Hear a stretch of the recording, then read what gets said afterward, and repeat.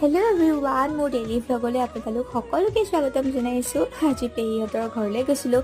বহুত দিনৰে পৰা প্লেনিং বনাই থাকোঁ যে পেহীহঁতৰ ঘৰত যাম কিন্তু লাষ্টত গৈ প্লেনিংটো ছাকচেছ নহয়গৈ। সেইকাৰণে আজি একদম কোনো প্লেনিং নোহোৱাকৈ ঘপকৈ গৈ পেহীহঁতৰ ঘৰ ওলালোগৈ আৰু মোৰ লগত মোৰ লগৰ কেইটামানকো লৈ গৈছিলোঁ। এয়া পেহীয়ে আমাৰ কাৰণে ভাত বনাই আছে খাবৰ কাৰণে। চাহ খাই মেলি ভাত বনোৱাত লাগি গ'ল আৰু ইয়াৰ একশ্যনকেইটা দেখিছেনে? এইফালে আকৌ পেহীহঁতৰ জিমিজনীকো গা ধুৱাই দিছে, তাই লেতেৰা হৈ গৈছিলে। আৰু ভাত খাই মেলি ঘৰলৈ যাবলৈ ওলালোঁ আৰু পেহীহঁতৰ ঘৰৰ পৰা একদম ফুলৰ পুলি, এল'ভেৰাৰ পুলি চব উঠাই লৈ আহিছোঁ ঘৰত লগাবৰ কাৰণে।